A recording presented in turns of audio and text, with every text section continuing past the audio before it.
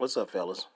I was saying, I was listening to y'all's call that y'all had last night, and I'm up at what 3:23, and I'm listening to y'all debate about the little 98 number, whether or not it's foreign or domestic, and I'm gonna play a little part of this call first, and I'm gonna show y'all what I found. Okay, it should kill the debate altogether. Address 16 Scott Connect Road 246. That's a UPS mailing address. So what's the point about all this? Okay, the point about it is it does say a trust. I did get 98 numbers for them by doing the SS4s, and then I turned around and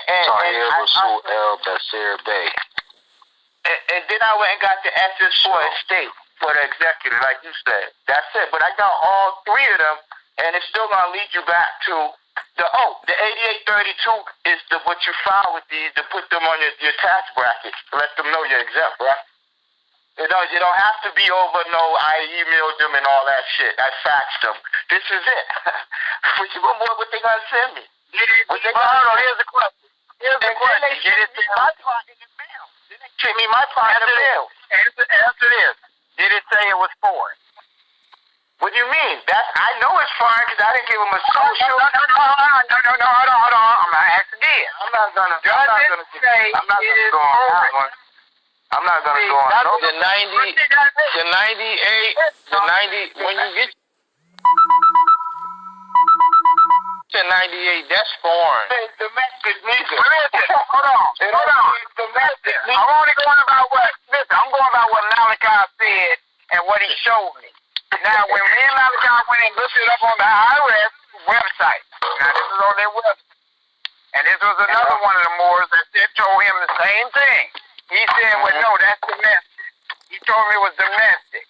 And then he told Malachi why. He said because the 98 is supposed to be faxed in.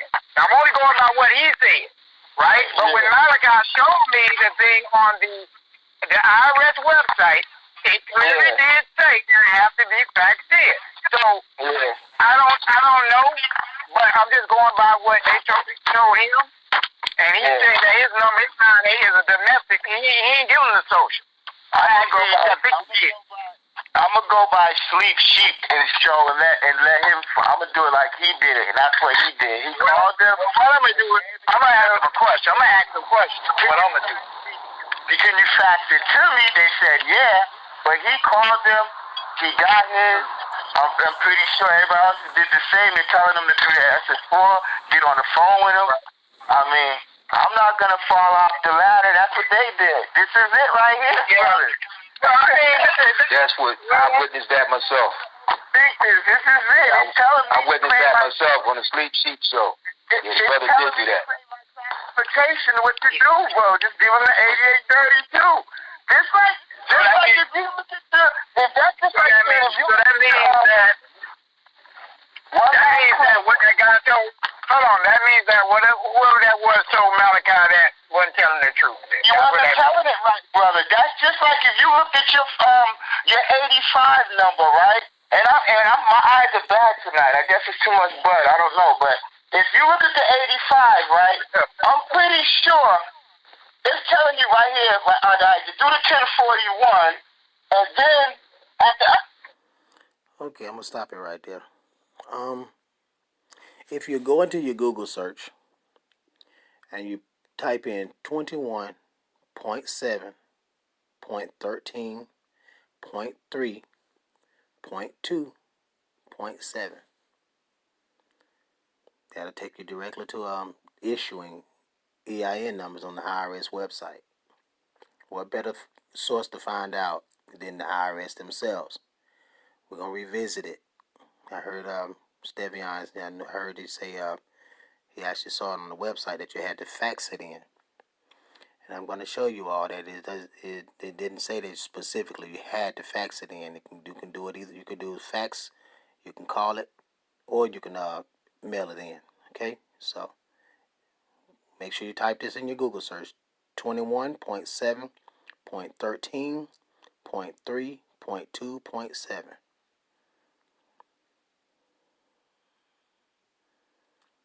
See, assigning employee identification numbers. Click right there. Should I put right here? Let me see right here. No, I'm not going to push down here at the bottom because that's course hero. I'm not doing that. I'm going straight to the website of the IRS.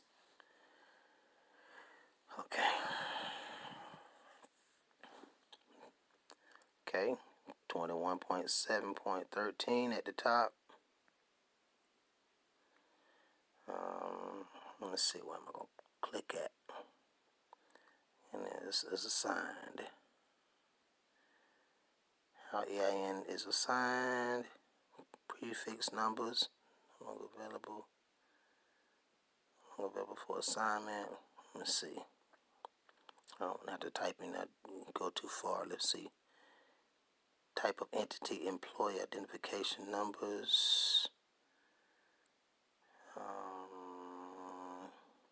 Let me click right here first. 21.7.13.3.2.1. I'm going to click right there first. 0.3.2.1. I'm going to click there first. Let's see. Type of entity and employees. Type of identification numbers. Where's that thing at? They don't need me reading a whole bunch of fluff. Got this. You can actually always go to the website of the IRS. It'll kill any debates. You got to stop going by following what people are saying on the internet. You have to start looking it up. Every IRS form they all have instructions. And they don't speak in trickery, language. So they're pretty clear as to what they're saying. Let me find it.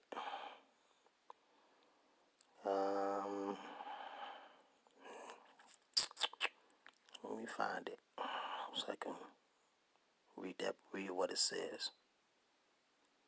It's very specific about what type of EIN number you're going to get, what series you're going to receive if it is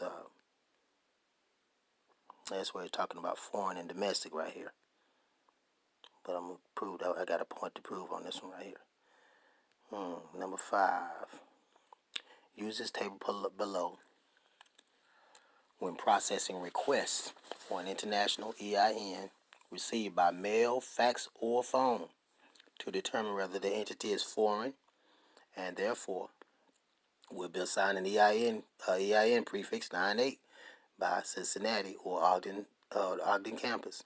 As you see right there, just the beginning right there. It tells you right here. You can do it by fax, phone, or mail. That's number 5 right here. Let me go back to that code so y'all can go back and find it again on your own. I'm gonna go back to it. So hold on. 21.7.13.3.2.7. That's what I should have been typing. I think I typed that in. I'm not sure. But let's go back to number 5. Now it says a corporation or limited liability company indicates on line 9B that it was incorporated in a foreign country affixed 98. Okay, foreign country, as you can see right there, foreign country 98. Okay, they say on 9B right there. They're talking about the SS4 form. Okay, let's go back. Let's go to the let me go to the SS4 form real quick, so we could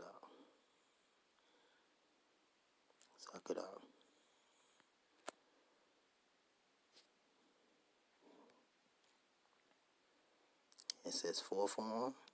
We're gonna follow this together, y'all. So won't be no more debating about this 9/8. I don't know why y'all arguing about a 9/8 when it comes to child support anyway. So, but I'm gonna entertain it a little bit. Here we go. 9/8. Let's see. Let me go back to that. What it said. Go back to that again. I'm gonna come back to the form. Okay.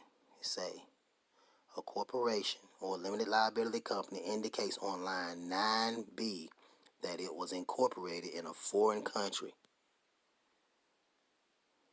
9B. Let's go to 9B.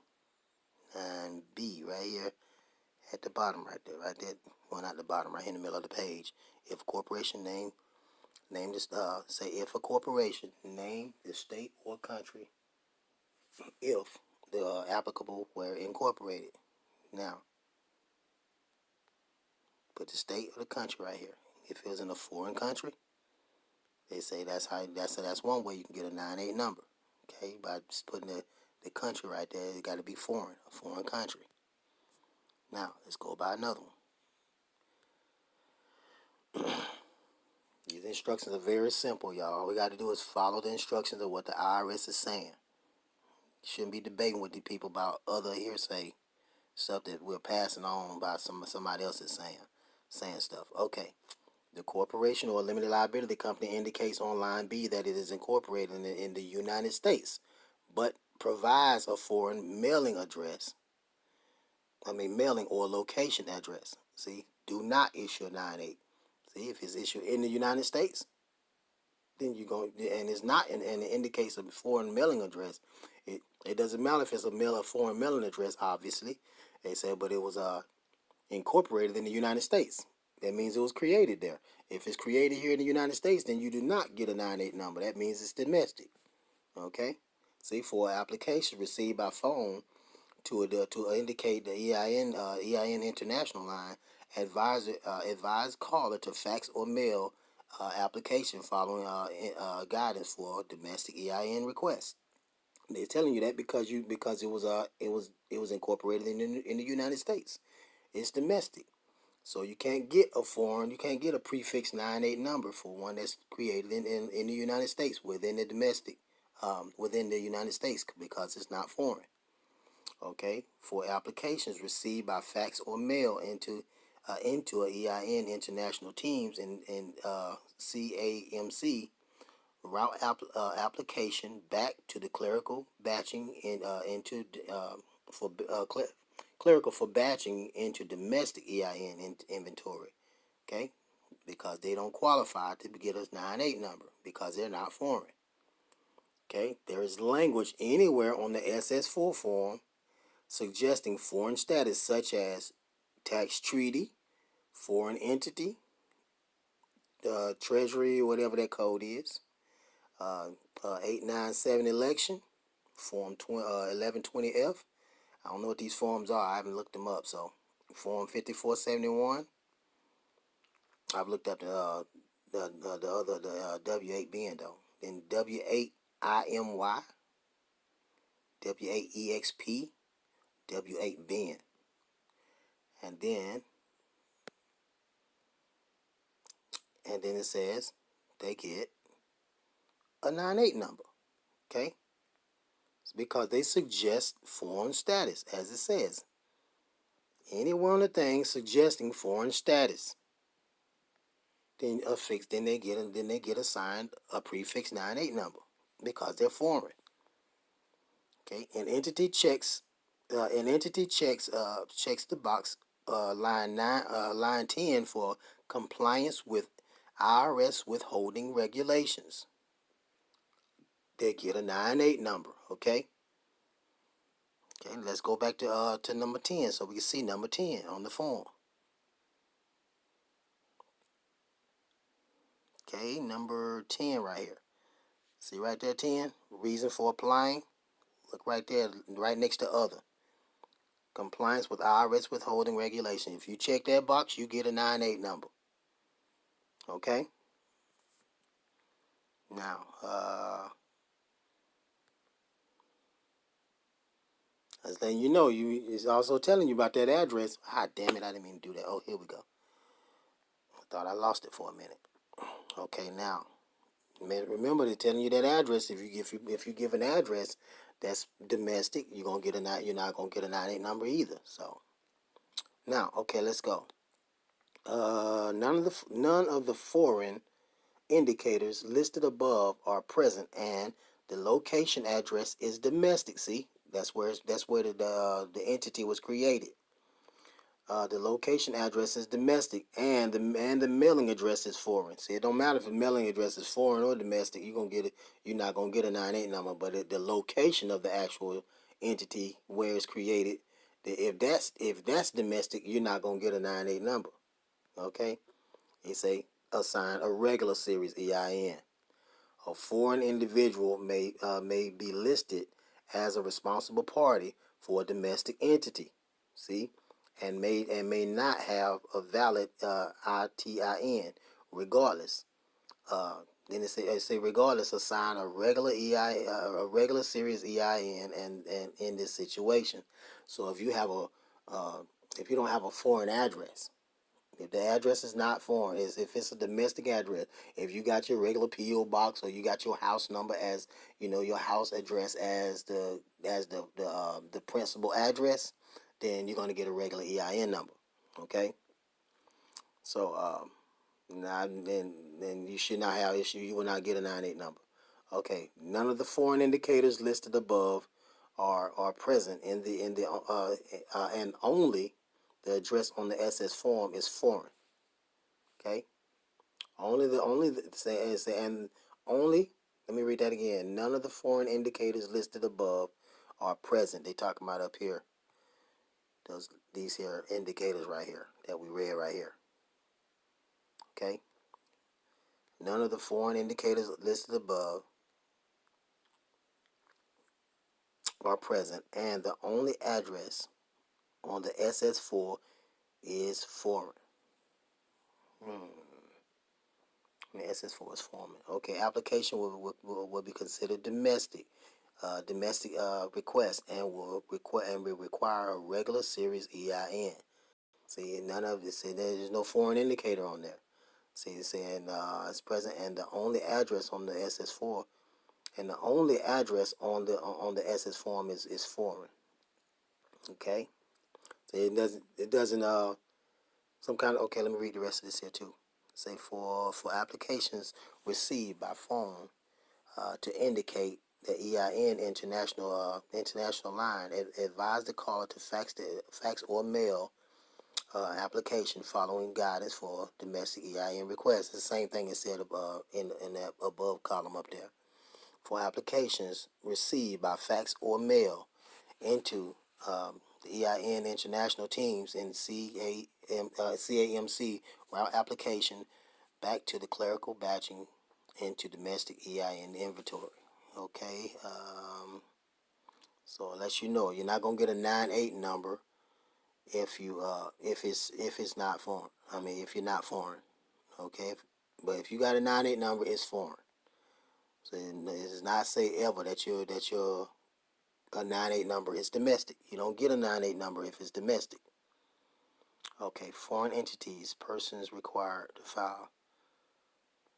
Okay, something else I was going to show y'all too. I think that pretty much puts the nail in the coffin anyway. Let's see, qualified. I think that's going to be it to prove the point I was going to prove. So, supporting documentation. Don't need that. But that's pretty much. Yeah. That's talking about something else right there. But this is where you're going to go and find this when it talks about foreign entities. Not required to file a U.S. tax return. Yeah, we already know they're not foreign entities, persons not required to file the U.S. tax return. So they are tax exempt. If you're foreign, you got a 98, you are tax exempt. Okay.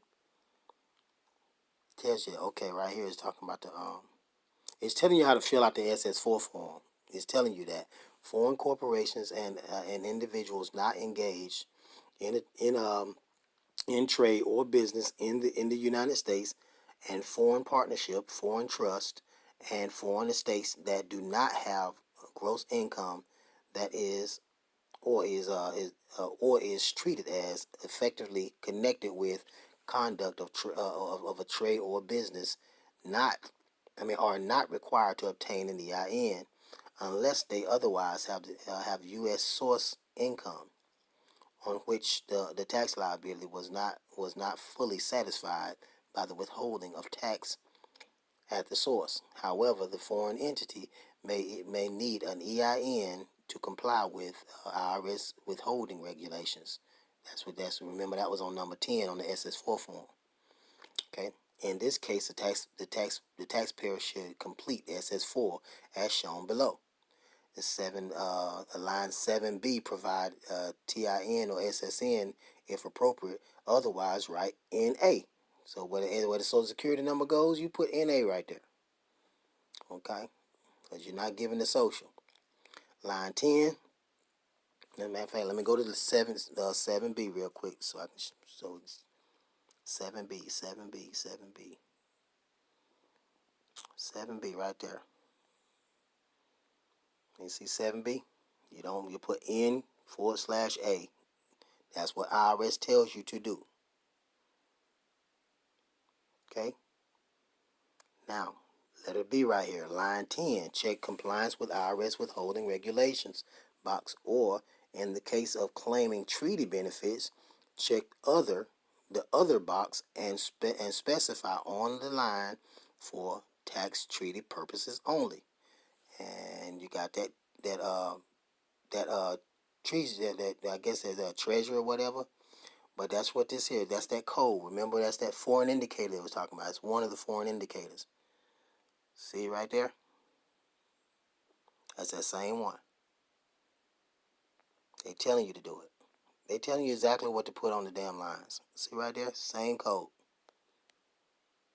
See, let's see, 1.114. Yep, same code. So that's what you're doing. You're doing exactly what they're telling you to do. You're gonna either put on line 10. You're gonna check either where is it? See, you're gonna check to comply with IRS withholding box, the regulations box, or in the case of claiming treaty benefits, if you're trying to claim treaty benefits, you're gonna check the other box and specify on the line for treaty purposes only. I mean for tax treaty benefits purposes only, right here. Hold on a second. You're gonna put this, copy. I'm acting like I'm gonna paste it on line 10 of the SS4 form. See right here? You're gonna either check that. You're gonna either check this one right here. You're gonna check that box, or you're gonna check this box right here and put right here. Sorry about that. Right, put on that line right there, and where the other is, where the arrow is, and you're gonna put what I just copied. You're gonna put that right there on that line. You're gonna specify on that line. Okay, that's gonna indicate foreign status. Come on, don't do that. Okay, here we go. Now then we're gonna do C right here, line 11 through 17. Enter NA. That means you don't put nothing there. NA. 11 through 17. Let's go back to the form. 11 all the way to 17. You're gonna put NA, all the way down for each one of the answers on from 11 all the way to 17. You're gonna put NA. Okay. Got to start following what the IRS is telling us to do instead of debating with other people and trying to taking advice from people that's not showing you exactly what these people are saying. Because it brings more confusion when y'all debating like this. Is useless energy. Okay. Establish the entries O. Okay. On the O file. So if the foreign entity individuals above received the letter from the IRS soliciting the filing of the U.S. tax return, the foreign entity individual should respond to the letter immediately by stating that it has no requirement to file any U.S. tax returns. Failure to respond to the IRS letter may result in a procedural assessment of tax by the IRS against the foreign entity. So all you gotta do is respond to them. If they send you a letter, if they don't respond, you're good. Okay. Note: if the foreign entity later becomes liable to file a U.S. tax return, the foreign entity should not apply for a new EIN, but instead use the EIN It was first issued on all the U.S. tax returns filed thereafter. I'm going to read this last part and I'm going to go back out of this. Okay. That's for that tax treaty down bottom. Okay. If the application is received over the phone, ask the caller, well, ask for the caller's name, SSN, address, date of birth, and position with the entity. If the caller does not have a SSN and thereafter cannot be authenticated using CC INOLE, whatever that is, the new EIN will still be disclosed to the caller. Okay, so they're still gonna give you an EIN number. They hung up on me one time when I did that and didn't call with an accent, but I got one before, but I had to have an accent. Anyway, as long as their position with the entity authorizes them to receive it. Okay, now and that's another code right there. But anyway, that kills the debate, y'all. If you got a 9(8), it's foreign. It does not say it has to be called in. Okay, it tells you it can be called. It can be called, faxed, or mailed in. If you mail it in, it's gonna take longer. If you fax it in, it might take slightly. I've faxed one in before, and I've got one in. I think maybe about 3 weeks. To me, that's a long time. And I've called over the phone and got one right there on the phone. So, you know what I mean? So you can get one either of the three ways, but you cannot go online and get a foreign EIN. You cannot get a 9(8) number online. That's what we do. I think we all understand. We can't get one, not a 9(8) number online. You have to call it, fax it, or mail it. Okay, so that's pretty much it, y'all. I don't know what this has to do with child support, how y'all gonna use this on child support, but whatever method y'all decide to do, good luck with what you got going on. But as far as your research goes, y'all got to start researching yourself. Look up what the IRS is saying.